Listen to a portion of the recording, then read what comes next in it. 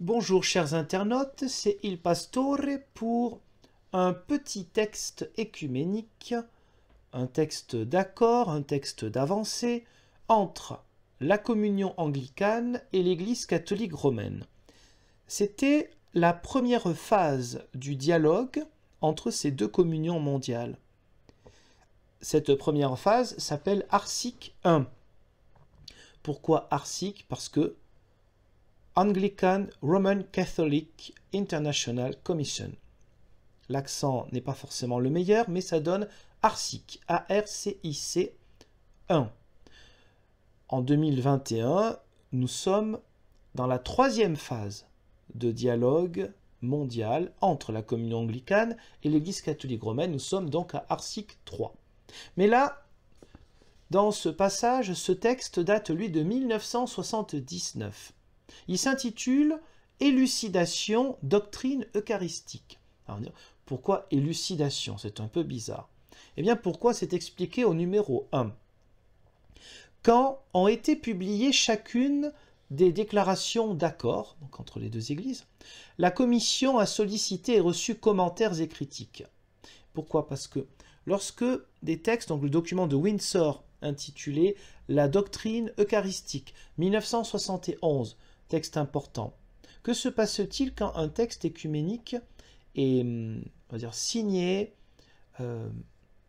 agréé par une commission mixte internationale? Ensuite, ce texte va faire un petit tour dans les instances internes de chaque église, du côté de la communion anglicane comme du côté de l'église catholique romaine. Et là, chaque église va faire remonter par ses instances officielles, notamment de par ses théologiens ou évêques, ou les deux à la fois, eh bien, des critiques, des propositions d'amendement de texte pour améliorer cela, ou pour dire c'est des accords sur telle manière d'avoir compris un accord qui peut-être on n'est pas encore à ce niveau-là.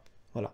Donc ça remonte ensuite donc aux instances supérieures de chaque église, et puis on repart pour discuter de cela et refaire un accord qui n'annule pas le précédent, hein, pas du tout, mais qui permet d'aller un petit peu plus loin sur des incompréhensions éventuelles qui ont eu lieu après le texte qui a été signé quelques années auparavant.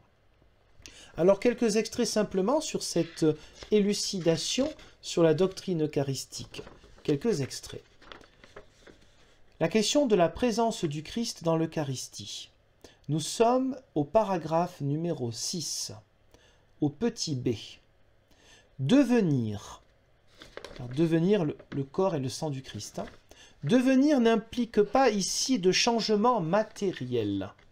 L'emploi liturgique du mot n'implique pas que le pain et le vin deviennent le corps et le sang du Christ d'une manière telle que dans la célébration eucharistique, sa présence soit limitée aux éléments consacrés. Donc ça, oui, c'est un vrai sujet de divergence, non pas dans ce qu'on pensait au départ, mais dans les interprétations même, en réalité, de ce qui a été défini au Concile de Trente ou dans les 39 articles de foi de l'Église anglicane. Je rajouterai qu'à mon sens, des églises luthériennes et réformées pourraient tout à fait se retrouver dans cette compréhension qui est évoquée ici. Le mot n'implique pas que le Christ devienne présent dans l'Eucharistie de la même manière que lorsqu'il était présent dans sa vie mortelle. Et oui, quand on dit désormais c'est le corps et le sang du Christ lorsqu'on célèbre la Sainte Seine ou l'Eucharistie. Vous voyez comme cette explication est, me semble-t-il, très importante, pas simplement dans le dialogue entre anglicans et catholiques romains. Il n'implique pas que ce devenir suive les lois physiques de ce monde. Ce qui est affirmé ici, c'est une présence sacramentelle dans laquelle Dieu utilise des réalités de ce monde pour transmettre les réalités de la nouvelle création. Rappelons la définition d'Augustin d'Hippone ou Saint-Augustin, hein, le sacrement, c'est le signe visible de la grâce invisible. Voilà. Ce n'est pas de la magie, une transformation d'une matière en une autre matière. Évidemment pas. Le pain pour cette vie devient le pain pour la vie éternelle. Avant la prière eucharistique à la question « Qu'est ceci ?», le fidèle répond ceci est du pain.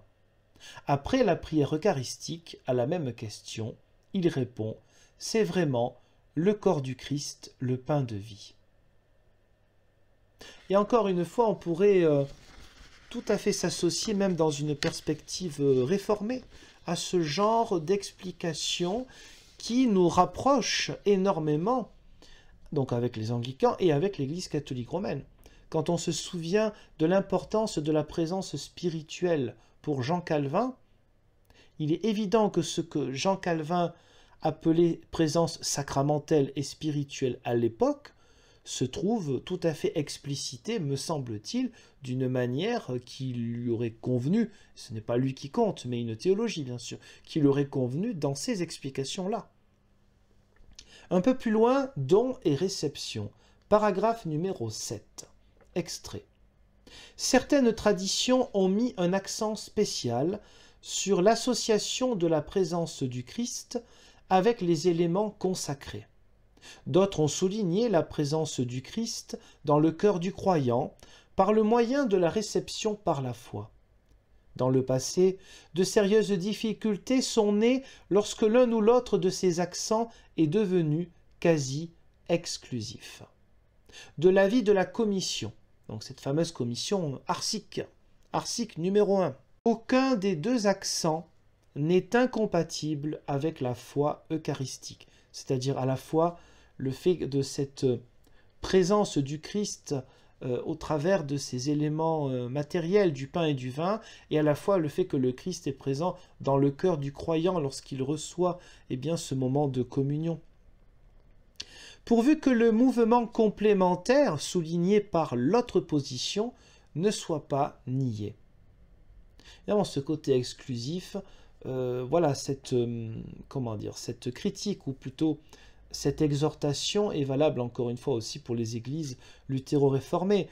Pour certains chrétiens de la Réforme qui vont dire non mais quand on prend la Sainte Seine, voilà, c'est spirituel dans le sens où ça se passe en nous-mêmes, c'est pas une histoire de pain et de vin, pas du tout. Il ne faut pas nier que d'autres puissent avoir une pensée un peu différente et liées les unes aux autres. Ce n'est pas la peine d'exclure une autre manière de comprendre cela. Pour la bonne et simple raison que ce sont des affaires assez mystérieuses dans le bon sens du terme, c'est-à-dire qu'on essaye de trouver des mots, des explications, une compréhension, une théologie.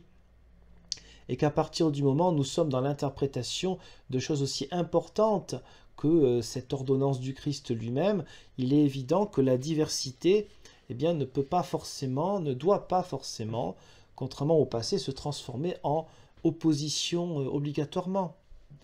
Ces deux mouvements, la doctrine eucharistique doit les tenir ensemble, puisque dans l'Eucharistie, sacrement de la Nouvelle Alliance, le Christ se donne lui-même à son peuple, pour que les membres de ce peuple puissent le recevoir par la foi. Ensuite, une question plus controversée, où là, rien que le vocabulaire donnerait des boutons aux traditions luthéro-réformées. La Sainte Réserve, titre de plusieurs paragraphes là. Nous sommes au paragraphe 8. La pratique de conserver le sacrement pour qu'il soit reçu après que la communauté célébrante s'est dispersée remonte, on le sait, au second siècle, avec référence à Justin, première apologie, paragraphes 65 et 67. Pour autant que cette pratique maintienne les mouvements complémentaires dont il vient d'être parlé, par exemple quand la communion est portée aux malades, cette pratique est clairement en accord avec le but et l'institution de l'Eucharistie.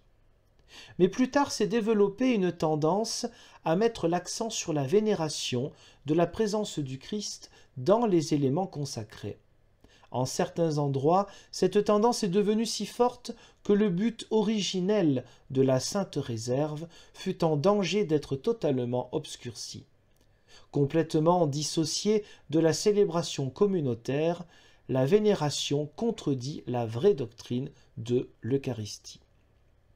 Voilà, donc c'est pour dire qu'au départ, au IIe siècle, si l'intention était de dire voilà, on ne va pas de nouveau refaire une célébration avec ce moment autour de la Sainte Seine tout simplement eh bien, parce que les malades, il n'y a peut-être pas la place, la possibilité, on a peur aussi peut-être de certaines contagions, hein. Donc ce qui a déjà été utilisé comme pain peut être repris pour peut-être l'enfermer dans des outres, pour porter aux malades, même s'il n'y a pas la communauté, c'était compréhensible. Mais à travers le temps, et évidemment, d'autant plus à la contre-réforme, pour montrer, nous avons le vrai sacrement, c'est pas comme ces schismatiques et ces hérétiques surtout, qui ne croient pas à la présence réelle, etc. Beaucoup de préjugés des deux côtés, à un moment des réformes du XVIe siècle. Donc évidemment, il y a un accent plus fort lors de la contre-réforme pour dire, voilà, ils ne le font pas chez eux, la vénération des espèces, donc nous, on va le faire encore plus. Bon. Heureusement, le dialogue œcuménique permet de calmer les choses et de comprendre bien que peut-être c'est parti un peu dans tous les sens et des deux côtés. Un peu plus loin, toujours dans ce paragraphe numéro 8, extrait. Il est juste de voir une extension de la célébration eucharistique dans l'usage de la Sainte Réserve pour administrer la communion à ceux qui ne sont pas capables d'y assister. Donc on pense bien sûr aux malades, même aux personnes mourantes, bien entendu.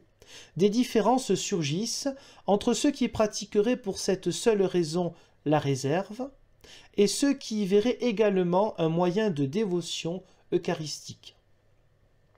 Quand on parle de différences là, cela peut aussi être des différences au sein des églises, hein, et pas forcément entre anglicans et catholiques romains. Pour ces derniers, l'adoration du Christ dans la Sainte Réserve devrait être considérée comme une extension du culte eucharistique, quand bien même elle n'inclurait pas une réception sacramentelle immédiate, laquelle demeure le but premier de la réserve.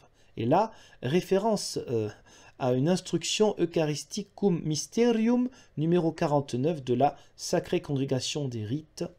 On trouve cela dans les textes officiels du Saint-Siège en 1967. Donc là, sans doute, c'est aussi une part de piété importante au sein de l'Église catholique romaine qui, étant notée là-dedans, ne doit pas être totalement enlevée, car ce serait une manière de déconsidérer une forme de vie chrétienne, qu'on soit d'accord ou pas. Et en même temps, le texte montre que quand même le but, c'est de communier le plus vite possible. Enfin, je veux dire que la réserve, c'est-à-dire en fait les hosties qui sont dans le ciboire et qui sont enfermées dans ce qui s'appelle le tabernacle, eh bien le but c'est que ces hosties soient distribuées le plus vite possible. Donc il y a quand même une insistance là-dessus.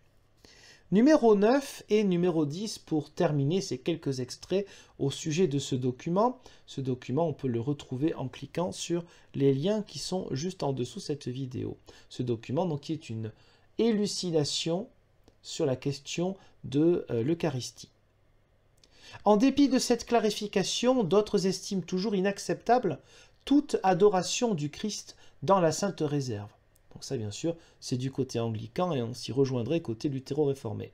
Il croit que dans une telle pratique, il est en fait impossible de tenir ensemble les deux mouvements dont nous avons parlé et que cette dévotion peut difficilement éviter de mettre sur l'association entre la présence sacramentelle du Christ et le pain et le vin consacrés un accent suggérant une présence trop statique et trop localisée, qui rend le mouvement aussi bien que l'équilibre de toute l'action eucharistique. Référence à l'article 28 des articles de religion de la communion anglicane. Que, sans que soit détruite une commune foi eucharistique, il puisse y avoir une divergence entre les pratiques et dans les jugements théologiques qui s'y rapportent, illustre bien ce que nous entendons par accord substantiel. Les différences de théologie et de pratique peuvent fort bien coexister avec un réel consensus sur ce qui est essentiel dans la foi eucharistique, comme d'ailleurs c'est le cas au sein de chacune de nos deux communions. Et enfin, le numéro 10, on s'est préoccupé de ce que, tout en prétendant être parvenu à un accord substantiel sur la foi eucharistique, nous n'ayons rien dit sur l'intercommunion. Et oui, c'est-à-dire, est-ce que la déclaration de Windsor de 1971 évoquait l'intercommunion? Non, c'était encore un peu tôt, Et puis, il y a tellement de choses à dire dans les premiers accords œcuméniques, on ne peut pas aborder tous les sujets, il faut en laisser un petit peu pour l'avenir. La raison en est que nous sommes tombés d'accord pour reconnaître qu'un jugement autorisé sur ce point ne pouvait être donné sur la seule base de la déclaration d'accord sur la doctrine eucharistique, donc de 71. Parce que l'intercommunion implique aussi des questions concernant l'autorité et la reconnaissance mutuelle du ministère. Donc voilà, on ne peut pas mettre la charrue avant les bœufs. Il y a des sujets qui n'étaient pas encore abordés ou pas encore assez abordés, où l'avancée écuménique sur la question des ministères ne permet pas encore une intercommunion. Mais évidemment, quand on dit cela, c'est aussi toujours dans un esprit d'espérance pour avancer encore plus dans l'avenir. Voilà, c'était quelques petits mots sur ces questions de l'Eucharistie entre la communion anglicane et l'Église catholique romaine dans ce texte écuménique de 1979 ou 1979. Je vous remercie pour le visionnage de cette vidéo et je vous dis, Dieu voulant, à une prochaine. Au revoir.